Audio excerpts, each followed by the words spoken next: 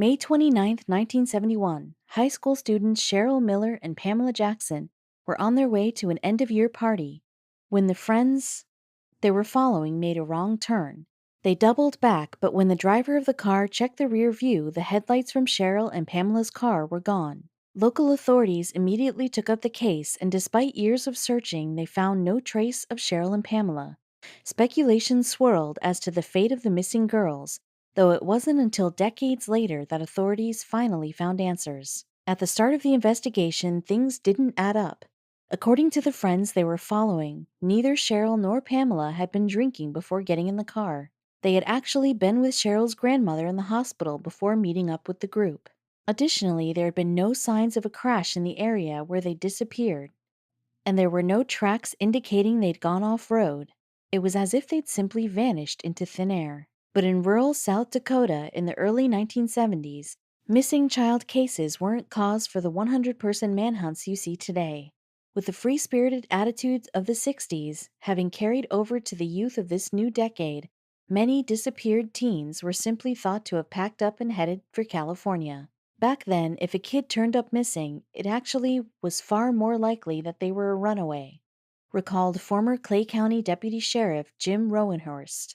It was just not very darned often that you heard about kids being kidnapped. It just wasn't something you were concerned about in rural South Dakota. The theory was accepted by some in the community, but to those that knew them, Cheryl and Pamela just weren't the runaway types. Classmates called them down to earth, and according to Cheryl's older sister Kay, she left the house with only a purse that night. That's why even after the local sheriff's office scaled back its search, family and friends of the missing girls only pushed onward. They checked every ditch and ravine in the county, and Cheryl's father drove back roads for hours each day, desperately calling out for his beloved daughter and her dear friend. As time passed and forensic technology improved, authorities returned to the area sporadically, hoping to uncover any trace of the girls. They employed ground-penetrating radar and metal detectors in search of their vehicle, and they even excavated the gravel pit the two were headed to for the party. Still nothing was found. It wasn't until 2004, with the creation of the South Dakota DCI Cold Case Unit, that there finally came a break in the case. According to reports, the site of the party had not been too far from the farm where a certain classmate of Cheryl and Pamela's had grown up. That classmate was David Lycan, a serial rapist who was 14 years into a 225-year prison sentence when authorities began looking into him. Given his history of violence and his proximity to the location where the girls disappeared, Lycan became a primary suspect. This led authorities to search the Lycan farm, where David's younger sister claimed to have seen family members burning a large amount of evidence on the property years back. After a quick search, it appeared she was right. 2 hubcaps were unearthed, and dozens of bones were found buried beneath the property's septic tank. Women's clothing, personal effects, and letters, and a pair of rubber gloves were seized. A single red purse was found tucked away in the farmhouse rafters. Prosecutors moved immediately to add the murders of Cheryl Miller and Pamela Jackson to Lycan's charges, and soon after a prison informant captured Lycan's confession to the murders on tape. The case appeared open and shut. Then it fell apart. The confession had actually been faked by one of Lycan's fellow prisoners, and the items taken from the farm couldn't be directly connected to the 2 girls. Even the bones under the septic tank turned out to be those of butchered animals. With no concrete evidence to go on, the charges against Lycan were dropped. It was now 2008, and authorities were no closer to uncovering the fate of Cheryl and Pamela than they were 37 years prior. Fortunately, they wouldn't have to go for another 4 decades before the real truth came out. In 2013, a local fisherman walking along Brule Creek stumbled upon a large shape sticking out of the water. He moved closer, expecting to find a few rocks or some discarded trash. Instead, he discovered the underside of a rusted car jutting out from the mud. Authorities moved to pull the car from the creek, which they soon determined was a 1960s Studebaker Lark, the same make and model of Cheryl's car. The remains within were completely unidentifiable, though one piece of evidence managed to survive all these years: a purse. Inside, investigators found everything from loose change and house keys to photos and letters from friends, but one look at the faded driver's license told authorities everything they needed to know about this wreck. It belonged to Cheryl, meaning that the remains inside were those of the two missing girls. The 42-year-old cold case had finally been solved, but authorities still had to answer one glaring question. What happened? An examination of the vehicle revealed that the car was in third gear when it crashed, and damage to one of the wheels indicated that a tire may have blown. To investigators, it appeared that the car had popped a tire, careened off the road, and landed submerged in Brule Creek. Regardless of the exact cause, the Miller and Jackson families now have the closure they'd been seeking as they finally lay Cheryl and Pamela to rest. "It's been so many years," said Cheryl's sister Kay. "It will be nice to have her home." Unfortunately, not all cold cases turn out to be unfortunate accidents. Just 2 years prior, in the winter of 1969, the students in Harvard University's anthropology program were set to take their last final exams when they noticed one thing was noticeably out of place. Jane Britton, a 23-year-old star student with a passion for Near Eastern archaeology, was nowhere to be found. This wasn't like Jane. She was always the first to class and was extremely invested when it came to schoolwork. Jane's boyfriend, James Humphreys, was the first to notice her absence. He knew that something must have been awry if Jane hadn't made it to the ultra-important test. Had she fallen suddenly ill? Humphreys called Britton and received no answer, deciding to go straight to her residence at 6 University Road.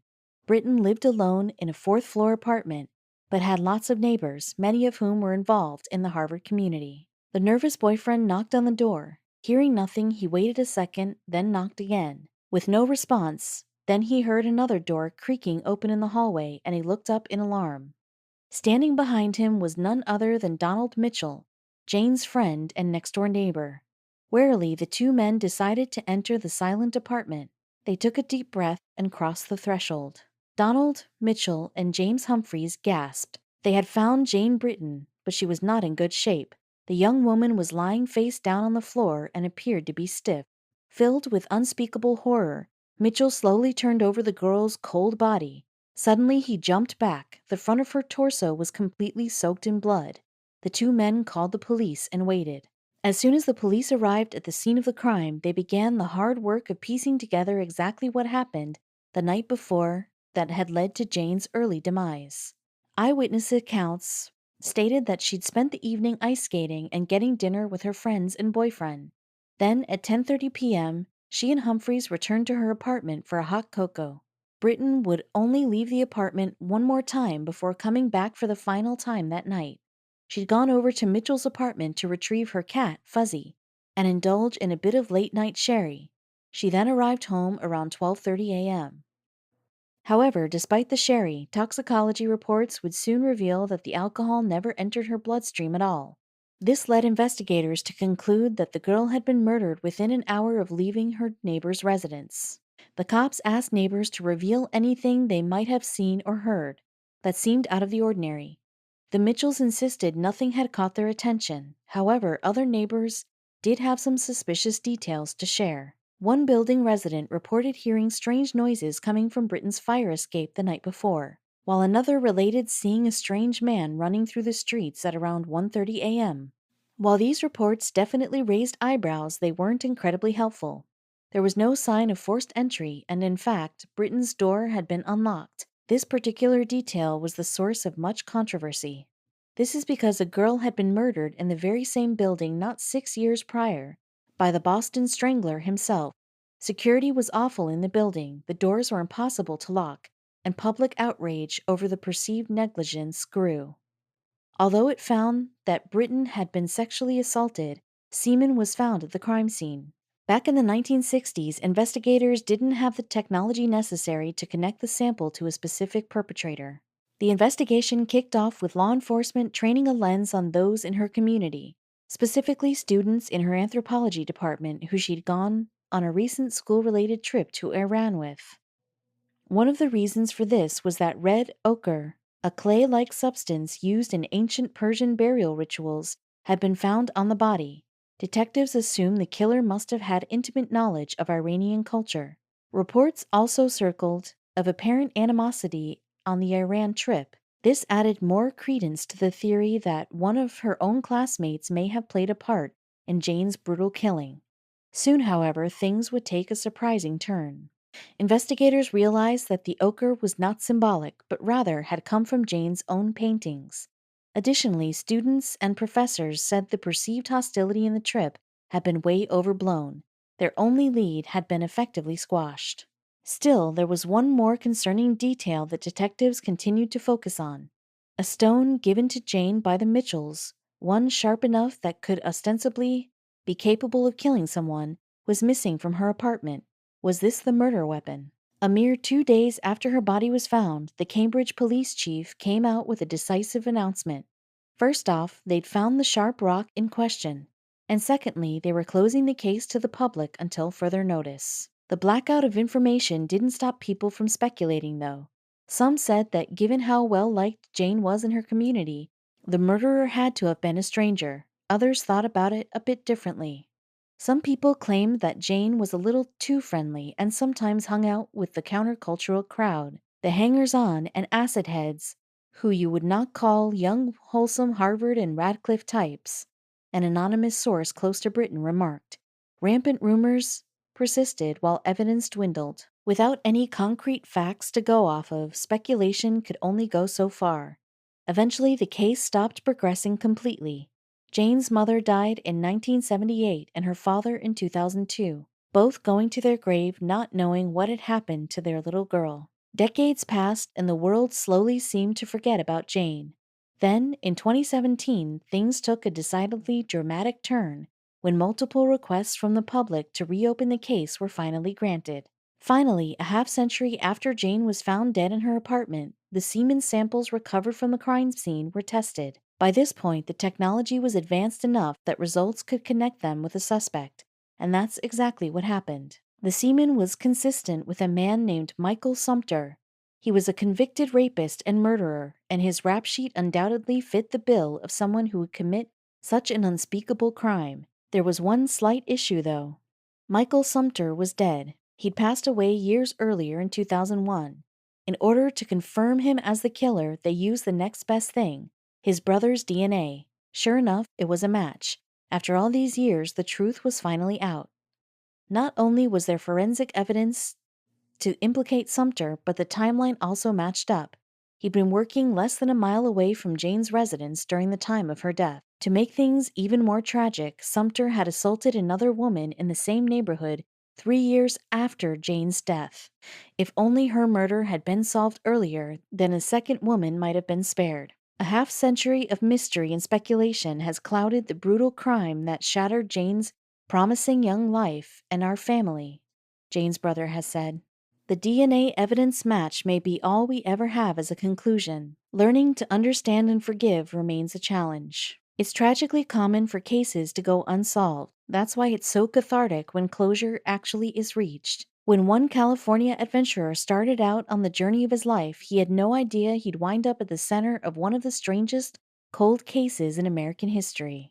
Everett Ruse was born in March of 1914 in Oakland, California, as the second child to parents Christopher, a probation officer, and Stella, an artist and poet. From a young age, Christopher challenged his son to read heavily and encouraged him to study the great philosophers. Everett later began to write poetry himself, and he even took up archery.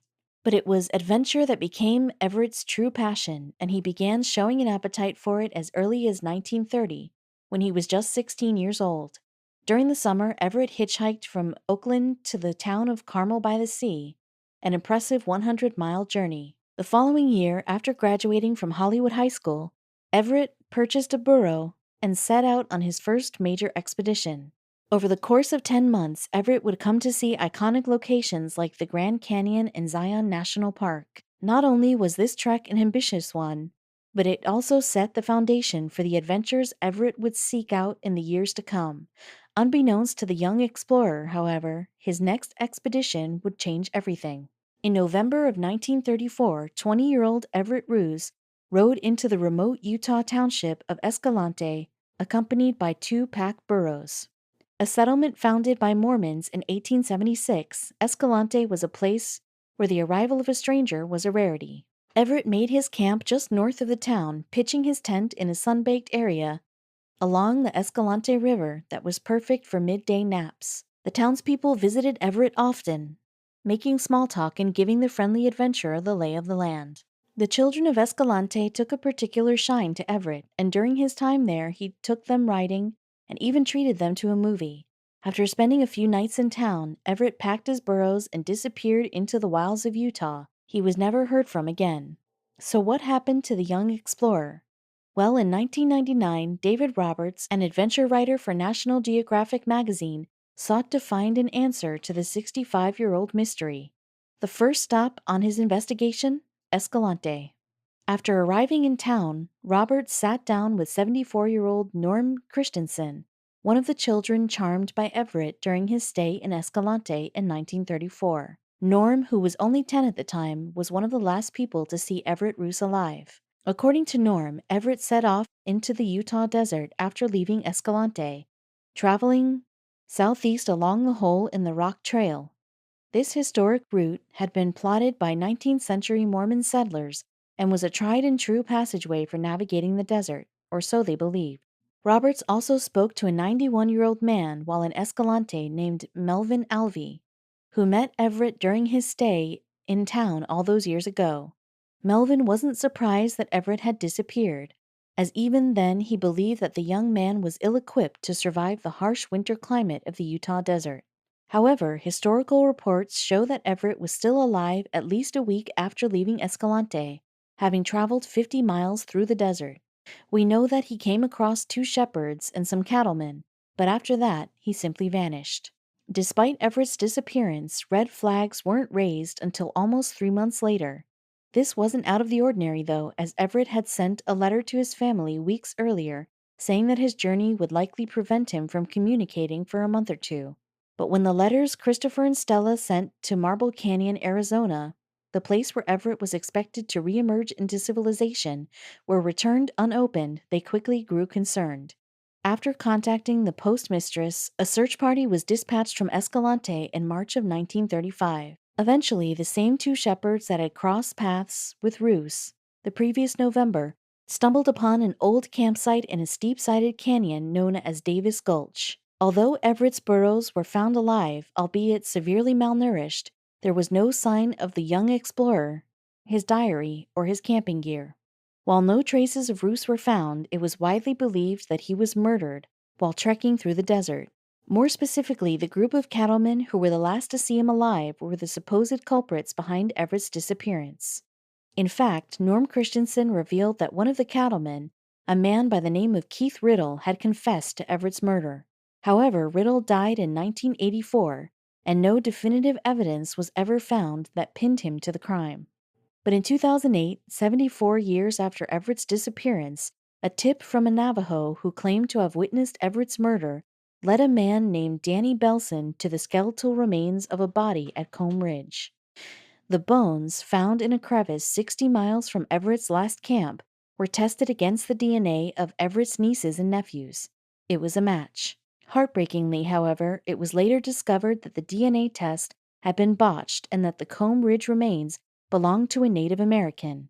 And so, the truth behind Everett Roos's disappearance still remains a mystery to this day.